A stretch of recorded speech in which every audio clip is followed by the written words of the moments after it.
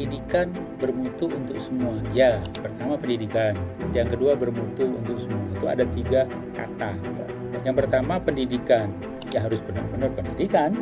Jangan kuyon-kuyon segala macam tadi. Kemudian yang kedua bermutu. Ya mutunya mesti ditingkatkan untuk semua. 3-tiganya harus kita jalankan. Tetapi kan berat kalau 3-tiganya dijalankan. Ada standarnya, ada penerimanya, ada esensi pendidikannya. Oleh sebab itu, orang-orang pinternya harus memikirkan mana yang menjadi prioritas, mana yang menjadi gerbong penariknya. Titik ungkitnya, gerbong penariknya. Tanpa itu, cobalah nanti. Semuanya akan dikerjain oleh semua. Hasilnya, udah nggak akan jelas lagi. Nanti kita mengulang lagi. Nanti 5 tahun lagi kalau saya masih hidup, masih sehat, saya akan ditanyain lagi, kok nggak begitu Pak, dikerjain kayak gitu-gitu aja. Sesuatu yang selalu berulang bertahun-tahun, nggak belajar.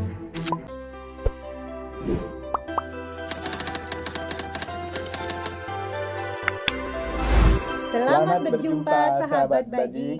Salam kebajikan.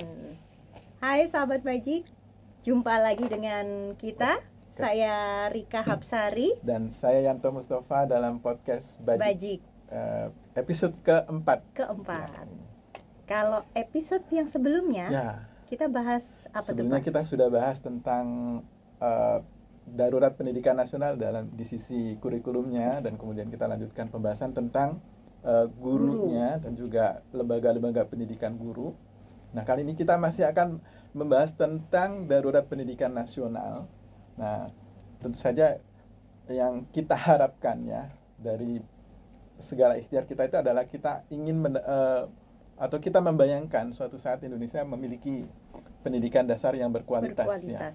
Nah, mungkin jadi akses pada pendidikan dasar yang berkualitas itu semestinya ya untuk semua rakyat Indonesia ya, Pak Nanang. Nah, kali ini kita ketemu Pak Nanang lagi. Kita ketemu dengan Pak Nanang kembali. Bapak Ahmad Rizali. Oke Pak Nanang, ada yang bilang ya bahwa Indonesia saat ini dalam pendidikan dasarnya itu masih pada taraf yang penting ada dulu. Ya. Artinya anything is better than nothing. Jadi belum menyentuh pada kualitasnya. Mungkin dari aspek aksesnya saja mungkin yang masih dikejar. Nah, menurut Pak Nanang, apakah memang sumber daya bangsa kita belum cukup untuk meningkatkan kualitas pendidikan dasar untuk semua? Terima kasih Mas Yanto, Bu Rika. Ya. Persoalannya bukan ada atau tidak, tetapi seperti yang Pak Yanto tadi bilang, betul itu kita memang masih dalam tahap akses tadi ya, tahap akses. Karena dugaan saya ini, kenapa masih akses? Karena kita menganggap bahwa tingkat SD atau MI itu diajarin seperti itu bisa menyelesaikan semua dan cukup. Dan itu tercermin dari komplasensi tadi. Bahwa 6 tahun diajar di tingkat SD, di tingkat MI, lulusannya persis seperti yang diharapkan. Tapi ternyata faktanya tidak seperti itu. Betul mereka sekolah lulus sampai SD, sampai MI dengan tingkat istilahnya angka partisipasi murni dan angka partisipasi kasar. Kalau yang kasar itu lebih dari 100, artinya usia-usia yang nggak sekolah pun sudah sekolah. Kalau murni kan usia sekolah, ya sekolah itu udah hampir 98% lebih, artinya sudah hampir mentok lah. Masih tinggal sedikit, 2% itu yang tidak bersekolah. Itu pun seringkali daerah-daerah yang sulit dijangkau. Kemudian kalau di perkotaan itu mereka tidak sekolah karena bekerja dan seterusnya. Atau juga di daerah-daerah di luar Jawa. Seperti anak-anak pekerja sawit di Malaysia. Itu puluhan ribu masih yang di sana yang tidak sekolah. Mungkin itu tidak sekolah. Itu bagian dari seperti itu. Jadi kalau dikatakan apakah kita masih diakses? Bisa jadi ya iya, karena faktanya memang tidak disasar ke arah kualitas tadi yang Bapak Ibu sebutkan, meskipun saya lebih suka menyebutkan mutu. Mutu ya. Iya. Pendidikan bermutu untuk semua. Untuk semua. Apa bedanya dengan berkualitas, Pak? Bedanya yang satu bahasa Inggris, satu bahasa Indonesia serapan. Kalau berkualitas kan quality. Jelas kualitas. Yang satunya mutu, itu juga bukan bahasa Indonesiasi juga, serapan. Saya pernah ditanya, kenapa Anda sebut mutu? Mutu itu cuma 4 kata. Kualitas berapa kata? 8. Jadi saya lebih efisien dalam menyebutkannya. Udah nggak bisa ngomong dia. Tapi sebetulnya kalau dalam akses sudah cukup ya Pak Nanang. Tapi kita anggap cukup ya, karena sudah 98%-nya. Menurut saya boleh dibilang iya. Jadi sebetulnya sekarang saatnya kita masuk ke mutu. Karena akses itu bagaimanapun juga nggak akan sangat sulit mentok untuk 100%. Pasti ada sisa-sisa dikit yang keluar masuk itu kan sulit. Tiba-tiba dia masuk kemudian keluar, masuk keluar. Tapi dimentokkan saja juga nggak apa-apa. Seharusnya masuklah kita ke mutu. Seharusnya. Jadi, berarti kita belum, Pak? Belum, ya buktinya. Buktinya jadi, ternyata hasilnya juga jelek. Secara formal kan kita punya yang namanya 8 SNP itu Pak ya, 8 Standar Nasional Pendidikan.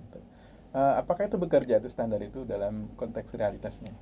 Beberapa bekerja, beberapa tidak. Bekerja itu pun belum pernah ada 8 standar itu 100% terpenuhi. Contoh yang paling sederhana saja. Negara-negara maju itu mensyaratkan bahwa sebuah sekolah jika ada laki-laki dan perempuan seharusnya WC perempuan lebih banyak. Laki-laki lebih sedikit. Konon perbandingannya 1:2. Konon dari studi yang ada, perempuan ini satu yang pertama lebih sering ke WC. Yang kedua, dia lebih lama juga. Jadi harusnya perbandingannya lebih besar 2:1. Tetapi faktanya di Indonesia masih belum banyak yang melakukan itu. Itu dari aspek yang masih aspek yang harusnya sudah terpenuhi. WC ada, tapi tidak banyak. Ada banyak juga di beberapa tempat WC-nya ada, airnya nggak ada. Nah, tepat Pak Yanto, airnya nggak ada. Airnya apa? WC-nya kalang kabut juga, kalang kabut yang ada tinja yang teronggok di situlah seperti itu, dan ya udah lama-lama dipakai, ditutup.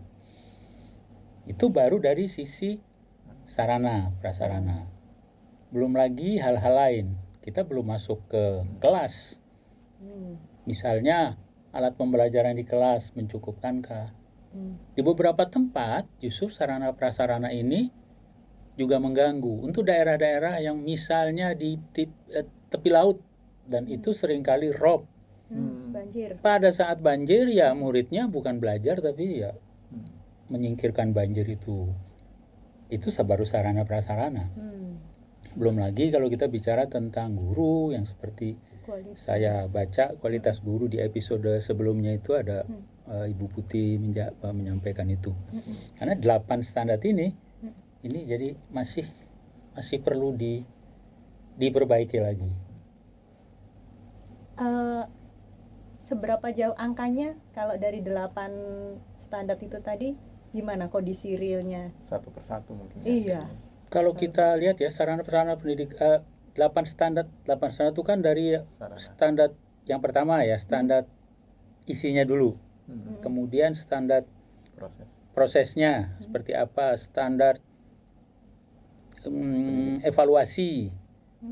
Lalu standar pendidik dan tenaga kependidikan, standar pengelolaannya, standar keuangan, dan seterusnya. Ada 8. Saya lihat dari semuanya ini kalau kita katakan apakah sudah sempurna, belum ya, buktinya juga hasilnya juga nggak sempurna kan.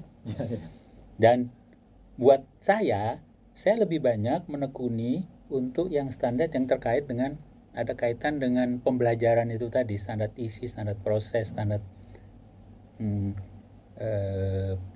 pendidik dan tenaga pendidikan. Apalagi kalau kita bicara di standar pengelolaan keuangan. Karena sekolah itu kalau untuk pengelolaan keuangan dan itu sekolah negeri, mereka bukanlah subjek to audit. Jadi sekolah-sekolah negeri itu laporannya adalah laporan seperti laporan masjid. Jadi cash basis. Dia terima berapa, dia laporkan berapa. Yang diaudit itu adalah bukan kementerian ya, dinas pendidikannya. Jadi bayangkan ketika didapatkan bos masuk ke dinas pendidikan disampaikan ke sekolah-sekolah melaporkannya apa yang diterima. Dan kadangkala terjadi juga pembelian peralatan, apa yang diusulkan itu tidak sesuai dengan apa yang dikirimkan. Itu juga terjadi. Jadi ada masalah-masalah kekusutan itulah. Birokrasi Pak Nanang. Salah satunya ya birokrasi, salah satunya juga salah lainnya itu juga prosedur yang ada, dan juga kompetensi dari pimpinan sekolah. Tadi Bu Putih juga menyebutkan kepemimpinan itu. Tapi saya menggarisbawahi tadi yang Pak Nanang bilang bahwa sekaranglah saatnya kita atau negara memikirkan tentang mutu sekolah, paling tidak sekolah dasar mungkin ya Pak Nanang ya. Betul. Nah, kira-kira apa saja sih sebenarnya langkah-langkah yang mungkin sudah bisa sekarang juga dilakukan oleh pemerintah yang mungkin juga masih tertunda, dan apa saja mungkin yang saya dengar pemerintah dengan pemerintah yang baru tuh, kita baca di media itu sudah mempunyai tagline. Tagline-nya itu pendidikan bermutu untuk semua. Untuk semua. Untuk semua. Dan saya dengar juga sudah dibuat sebuah grand design-nya. Grand design pendidikan bermutu untuk semua. Artinya kalau mau bicara seperti itu, mereka akan mengurai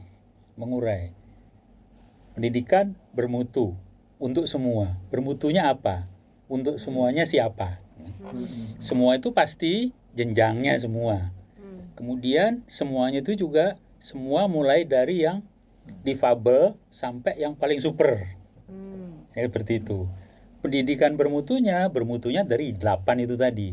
Jadi 8 yang harus dimutukan tadi harus diterima oleh untuk semuanya. Warga negara kan itu. Semua jenjang dari usia, kemudian semua juga potensi mereka, saya sebut potensi lah. Ini harus dilakukan bersamaan, dan itu pasti menyulitkan.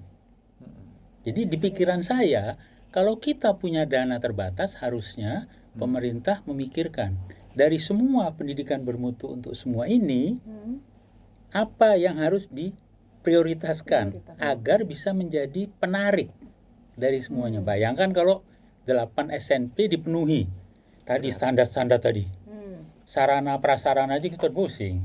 Buku ya Pak. Buku termasuk itu udah dalam kelas kan? Ya. Buku apakah itu harus ada papan tulisnya seperti apa, atau sekarang kita harus punya pakai layar. smart board ya. Atau harus pakai televisi smart. Berapa banyak itu? Babak belur Pak ya. Babak belur. Itu asetnya, belum pemeliharaannya. Itu baru ngomong sarana prasarana, belum pemeliharaannya, belum ruang kelas baru. Udah cukup lah duit? Pasti nggak cukup. Itu baru satu, belum yang lain lagi. Kemudian yang lain ada lagi yang di sini. Pasti diurusi juga yang berpotensi sangat rendah, anggaplah difabel, atau juga yang potensinya tinggi. Yang potensi tinggi ini pemerintah udah berpikir ini, membuat sekolah unggulan misalnya. Oke lah, kita ikuti saja bahwa memang yang harus unggul di treatment yang unggul juga. Tetapi yang di tengah-tengah ini kan yang harus ditangani, yang besar ini.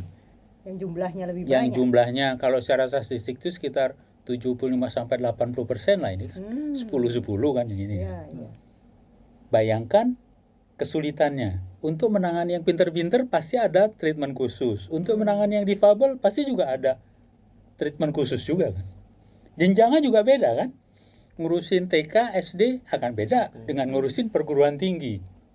Bayangkan kerumitan ini, dan kita mendengar ada pengetatan anggaran. Gitu. Jadi kusut juga ya. Ya kusut. Karena kusut, duitnya sedikit, harus prioritas. Prioritasnya apa? Ya dipikirin. Mikirnya. Kalau bahasa tapi tadi Pak Betawinya, Nanang, sekolah unggulan Pak Nanang nyebut tadi itu kan berarti semacam ketidakadilan negara pada mayoritas anak bangsa ini ya, yang seharusnya tadi untuk semua kan, tapi karena harus ada unggulan yang mungkin juga membutuhkan sumber daya yang sangat besar, itu artinya berarti kan tidak adil pada mayoritas. Jika negara lebih fokus kepada unggulan, saya katakan tidak adil.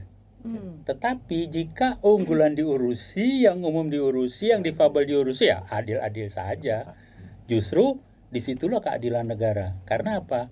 Kita memberikan sangu kepada anak kan juga usia SD beda dengan usia SMA. Apakah Ya. tidak adil? Adil, karena dia butuhnya lebih. Oleh sebab itu, saya tidak termasuk orang yang Mbak Anti. oppose kepada sekolah unggulan. Selama sekolah yang common school ini, normal ini juga diurusi sama baiknya dengan yang unggulan. Tapi ketika pemerintah duitnya lebih kepada unggulan, saya katakan tidak adil Anda. Apalagi meninggalkan yang Yang umum. difabel tadi, difabel yang misalnya dia tunarungu, daksa dan seterusnya. Tapi dalam realitas sehari-hari kan kita sering melihat bahwa sekolah yang bagus itu hanya untuk anak-anak yang bagus saja gitu kan. Nah, artinya anak yang dalam tanda kutip dicap tidak bagus tadi tidak layak untuk mendapatkan sekolah yang bagus, betul nggak Pak? Faktanya iya, apalagi sekolah-sekolah swasta. Sekolah swasta, karena ya kan mereka membayar, punya uang, bisa mendapatkan pelayanan yang lebih baik. Tetapi ketika dia nggak punya uang, mendapatkan pelayanan yang kurang baik juga. Iya. Jadi Faktanya iya. seperti yang kata orang bilang, kalau punya duit untuk dapat pendidikan yang bermutu itu tadi ya mudah. Tapi di saat nggak ada duit, nggak bisa masuk ke sekolah yang swasta, jadi sepertinya untuk dapat pendidikan yang berkualitas itu jadi bermutu sulit. Seharusnya nih, tapi di Indonesia ini kan kalau kita ngomong seharusnya nggak harus terus nih. Negara menyiapkan minimal. Ketika mau lebih, ya lu mesti bayar sendiri gitu. Tidak mungkin kan sebuah sekolah menyediakan anak sangat berbakat musik, tiba-tiba dia disuruh bermusik biola dengan hebat, cello dengan hebat, kan nggak mungkin juga. Tetapi paling tidak negara menyiapkan sesuatu yang mendasar tentang musik, apresiasi musika dan seterusnya. Yang dasar ini saja mutunya masih sampai saat ini masih kita pertanyakan. Apakah begitu? Ya iya, buktinya memang begitu kok. Kalau ketika kita uji, mutunya memang masih seperti itu. Sekolah-sekolah. Oleh sebab itu, ada sebuah bukan studi ya, ada penelitian orang asing mengatakan schooling but not learning.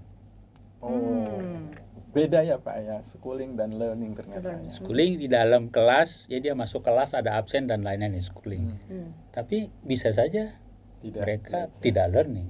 Schooling but not learning. Dan itu dia tidak bicara asbun, tidak, karena fakta yang ada. Ini sekolahnya ada bagus nih, tapi kok ternyata mutunya rendah sekali. You are schooling but not learning. Memang kurang ajar memang, tapi ya kita terima lah kurang ajar. Indonesia, Pak. Iya. Dari penelitian internasional sudah sering juga muncul tentang bahwa kualitas belajarnya anak-anak Indonesia itu ternyata masih rendah walaupun sekolahnya tinggi. Pak Nana bisa jelaskan lebih jauh tentang itu. Kalau kita kembali lagi ke HCI, faktanya ke arah sana jadinya. Ya. HCI itu kalau kita nilai lagi kan ada rata bersekolah, kemudian ada learning outcome-nya. Tetapi harmonize learning outcome, harmonize test score lah, HTS. Karena HTS-nya dari PISA ini rendah, meskipun sekolahnya tinggi, ternyata ketika disinkronkan, ternyata mutunya dari data World Bank itu dikatakan SMA itu mutunya sama dengan SD kelas 6.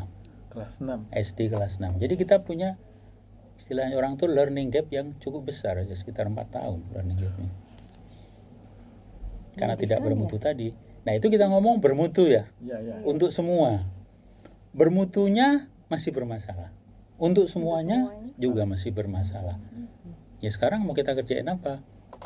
Untuk semuanya ya sudah oke sebetulnya tadi kan. Untuk SD udah 98%. Ya mari kita geser. Selain juga masih meneruskan bermutu, untuk semua kita juga harus pelan-pelan masuk ke mutunya. Seperti yang kita diskusikan awal-awal, dari kurikulumnya diperbaiki, dari gurunya pun dari hulunya sampai kepada hilir. Ketika itu dikerjakan, insya Allah akan berubah. Orang mengatakan banyak banget yang dikerjain, ya banyak, masalahnya juga banyak. Oleh sebab itu harus dipikirkan mana hal-hal yang memiliki istilahnya ya, dampak terbesar kepada semua. Pengungkitnya yang mana? Kalau kita pilih guru, ya mari kita guru. Yang lainnya akan mengikuti. Jangan guru juga, sarana juga, semuanya, wah akhirnya nggak dapat apa-apa. Nah, dengan keadaan dana yang mungkin terbatas tadi Pak Nanang, ada prioritas mana yang pilih ini? Ada guru, sarana, atau kalau yang menurut mana Bapak? nih yang harus? Kalau menurut saya guru. Karena juga ada studi. Dari semua yang ada itu ada studi. Gurulah urutan nomor 1 yang paling berpengaruh terhadap learning outcome. Itu studi semua orang, apalagi di pendidikan, mengakui itu. Jadi tanpa yang lain pun hanya ada guru, itu lumayan sudah bisa belajar. Bahkan saya pernah menghitung itu ada sekitar hampir 40-45% lebih lah langsung guru. Yang tidak langsung saya pernah oret-oret tuh 10 tahun yang lalu itu hampir mendekati 60%. Bayangkan, hampir 58 something persen. Bayangkan ketika guru ada, dia sudah dapat nilai 58. Tentunya guru yang bermutu tadi. Bermutu. Yang lainnya mengikuti. Nggak bisa dong Pak. Bisa, kita bisa belajar di alam, ada tempat kan. Nggak bisa dong Pak. Wah, di sekeliling kita juga ada kok alat-alat bantu belajar. Apalagi. Pak, nggak bisa sekolah. Ya datengin muridnya, kayak gitu. Semuanya bisa ditangani. Kalau nggak ada guru apa Pak? Teknologi. Ternyata ada bukti, Pak. Setahu saya dalam podcast sebelumnya itu dikatakan bahwa sebetulnya teknologi itu tidak cukup berpengaruh juga terhadap pembelajaran. Kalau sama-sama jelek, ya nggak ada pengaruhnya juga dengan adanya teknologi. Jadi menurut Bapak guru adalah kunci ya? Ya, guru adalah kunci. Guru adalah kunci. Dan tentunya seperti yang disampaikan oleh Bu Putih tadi, ketika kita bicara guru, variabelnya kan banyak. Iya. Salah satu variabel yang sudah diselesaikan oleh pemerintah, meskipun sampai sekarang juga masih ada persoalan, adalah kalau guru dulu zaman sebelum ada tunjangan profesional pendidik itu nafasnya hanya sampai 2 pekan. Habis itu nggak bernafas karena duitnya habis. Ketika mendapatkan double, guru lumayan bisa nafas. Dan kemarin saya ketemu dengan teman, dia cukup lama di DKI, dikatakan kalau guru DKI itu sebetulnya untuk urusan ekonomi sudah tidak ada masalah, terutama guru negeri. Iya, saya juga dengar tuh Pak. Kalau guru di DKI mah makmur kok gitu. Betul, cukup makmur. Yang sudah kepala sekolah. Justru itu yang sudah sertifikasi. Yang nggak sertifikasi dapat tunjangan-tunjangan di daerah. Persoalannya ternyata ada sebuah studi juga MIT dan didanai oleh World Bank. Ketika guru diberi tunjangan dengan akhirnya pendapatannya double, hasilnya apa? Papernya menyebutkan double for nothing. Ini studi dan ini diketahui semua oleh semua.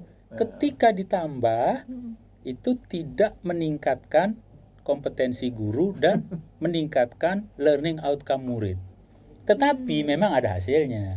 Hasilnya apa? Guru lebih tenang. Guru lebih tenang, tidak stres lagi. Yang pertama. Yang kedua, guru tidak lagi nyambi. Itu di hasil studinya. Jadi tidak lagi ngojek, tidak lagi berjualan macam-macam. Tetapi memang belum meningkatkan learning outcome dan kompetensi guru sendiri. Seharusnya dengan tidak nyambi lebih fokus dong Pak. Seharusnya, tapi kan saya bilang tadi Indonesia kadang-kadang seharusnya itu tidak berlaku. Ini bicara optimisnya nih Pak Nanang, berapa lama yang kita butuhkan untuk sampai pada kita mampu menyediakan pendidikan dasar bermutu tadi untuk semua. Optimisme saya jika pemerintah mampu menggerakkan, mampu dan mau menggerakkan, biasanya rakyat itu akan gotong royong. Dan gotong royong itu harus satu fokus. satu fokus. Contoh sekedar pendapat saya misalnya ya, makanan bergizi gratis itu. Gratis. Memang sulit, tetapi harus kita mulai. Coba kita daya gunakan kantin-kantin sekolah. Rata-rata sekolah kan punya kantin. Ya. Saya kok yakin harganya akan jauh lebih murah dan mutunya oke, rasanya juga akan disukai. Tetapi toh belum dilakukan oleh pemerintah. Mudah-mudahan itu dilakukan. Apakah akan semua bisa? Enggak juga. Berapa daerah juga nggak punya kantin. Nah, daerah-daerah nggak punya kantin itulah seharusnya itu yang diberi dapur-dapur umum. Kelihatannya pemerintah ingin cepat bikin semuanya dapur umum dan dikasih. Tapi kalau udah seperti itu kan rentetan. Jadi anggaran itu yang bisa masuk ke perut murid bisa jadi itu yang tinggal setengah. Tapi coba kantin sekolah bisa 80. Nah, potensi kegotong royongan itu untuk meningkatkan kapasitas guru bagaimana itu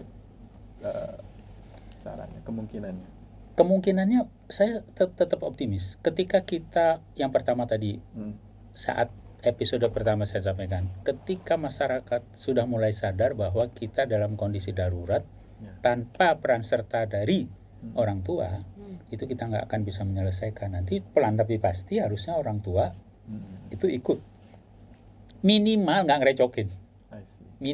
ngerecokin. Seringkali kan orang tua, seringkali di sekolah orang tua merasa lebih pintar kan dari gurunya sendiri, bahkan gurunya mengajar apa yang benar orang tuanya nggak cocok, bertengkar gitu. Atau anaknya nggak naik, anaknya merasa lebih pintar padahal bengal nggak dinaikkan, marah-marah. Kadang-kadang ada seperti itu. Minimal tidak melakukan itu. Dan percayailah guru dan institusi pendidikan untuk mendidik muridnya. Sebaliknya, guru pun juga jangan menyia-nyiakan amanah itu.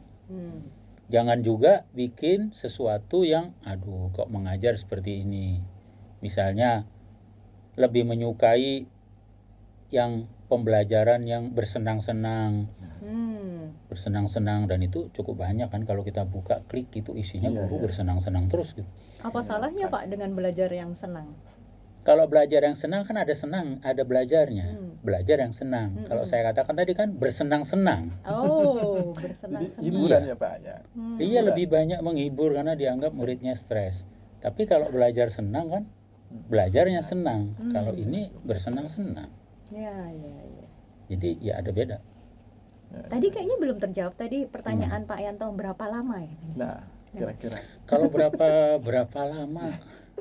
Kok saya yakin 2-3 periode kita bisa mengubah wajah pendidikan kita selama pemerintah itu mampu menjadi lead untuk gerakan.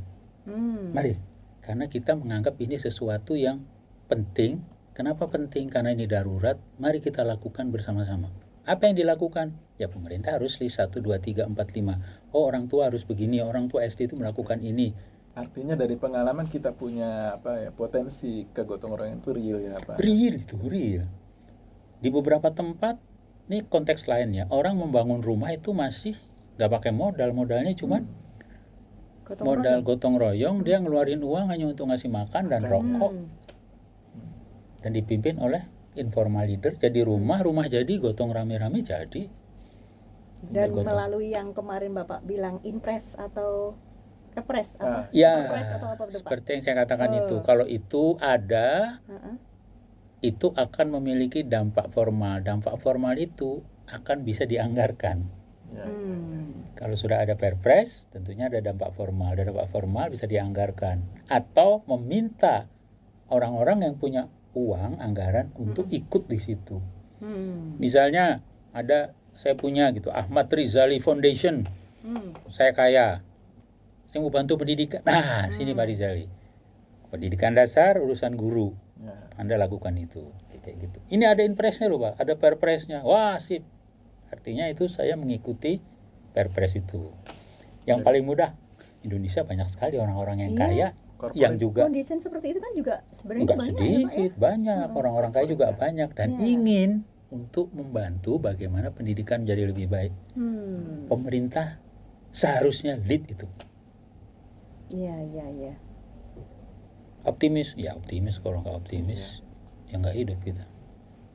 Ya, walaupun Walaupun Nah. dalam kondisi darurat ya, Hmm. tapi tetap sepertinya ada cahaya di ujung terowongannya, Yes. Pak Nanang ya, yang Yes. bisa kita lakukan untuk memperbaiki tadi itu ya, hal yang keadaan yang buruk.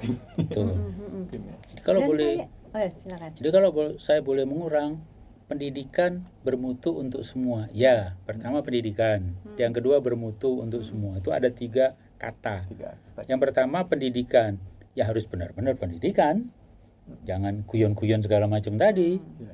Kemudian yang kedua bermutu, ya mutunya mesti ditingkatkan untuk semua. 3-tiganya harus kita jalankan. Tetapi kan berat kalau 3-tiganya dijalankan. Ada standarnya, ada penerimanya, ada esensi pendidikannya. Oleh sebab itu, orang-orang pinternya harus memikirkan Prioritas. mana yang menjadi prioritas, mana yang menjadi gerbong penariknya. Titik ungkitnya. Titik ya. ungkitnya, gerbong penariknya. Tanpa itu, cobalah nanti. Semuanya akan dikerjain oleh semua. Ya. Hasilnya, udah nggak akan jelas lagi. Nanti kita mengulang lagi. Nanti, 5 tahun lagi, kalau saya masih hidup, masih sehat, saya akan ditanyain lagi. Kok nggak begitu Pak, ya dikerjain kayak gitu-gitu aja. Sesuatu yang selalu berulang, bertahun-tahun, Nggak belajar. nggak belajar. Ya, ya. Wah, Saya sebenarnya pengen ngobrol tentang yang kemarin Pak Ahmad Rizali, Pak Nanang sempat ngomong, yang sudah dilakukan adalah Gerakan Nasional Pemberantasan Buta Pembaca dan Buta Matematika. Ya. ya. Atau kita ngobrolnya di episode yang Kayaknya selanjutnya? itu kita bisa lebih dalam lagi itu menarik Nah. poin yang masuk kita diskusikan. Iya, Nah, boleh, setelah boleh. untuk melanjutkan obrolan Obrolan kita. tentang darurat pendidikan dasar ini, ya, Mm-mm. saya kira kita tidak hanya pesimistis ya, tapi kita juga tadi dari paparan Pak Nanang ada banyak sekali langkah-langkah yang bisa ditempuh oleh negara maupun masyarakat secara umum ya, Pak Nanang ya. Betul. Saya kira itu mungkin. Dan apa yang sudah dilakukan oleh Bajik, terutama tadi ya, Gernas Ya. Tastaka dan Gernas Tastaba. Ya, Betul. akan kita bahas Oke. lagi. Ya, Dan terima kasih kalau banyak, saya, Pak sebentar, Nanang. kalau saya boleh Oh, menutup silakan. bahwa kalau ditanyakan Gernas Tastaka, Gernas Tastaba, Ya. itu bagian dari ikhtiar kita secuil untuk kalau pendidikan bermutu Oh, untuk oke. semua. Kita yang bermutu ini. Hmm. Pendidikan Posisinya bermutu, di bermutunya. bermutunya, Mm-mm.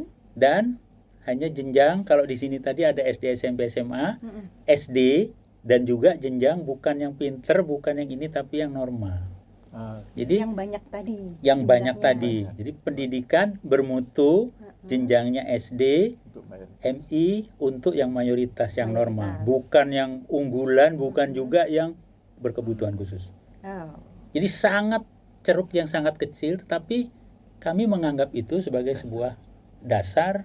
Dan kalau pergerakan itu genom gitu, Iya, saya iya, sering iya. mengatakan itu genomic movement. Nah, kalau kita bisa meneruskan genomic movement ini dan dilit oleh pemerintah Nah, tadi, itu dia. itu akan jadi sangat dahsyat. Ya. Dari Semoga pemerintah juga akan segera merespon harapan-harapan Iya. kita, Pak Nanang ya. terima Iya. kasih, Terima kasih mudah-mudahan. banyak Pak Nanang atas paparannya. Baik sahabat Bajik, demikian tadi bincang kita dengan Pak Ahmad Rizali, Pak Nanang, tentang akses pendidikan yang bermutu untuk semua. Mudah-mudahan segera bisa terrealisasi. Terima kasih. Dan nantikan episode berikutnya, kita bakal ngobrol tentang apa yang tadi sudah kita lakukan di ceruk kecil tadi, Oke. Gernas Tastaka dan Dan- Gernas Tastaba. Sampai berjumpa di episode berikutnya. Salam Salam kebajikan. kebajikan. Ya.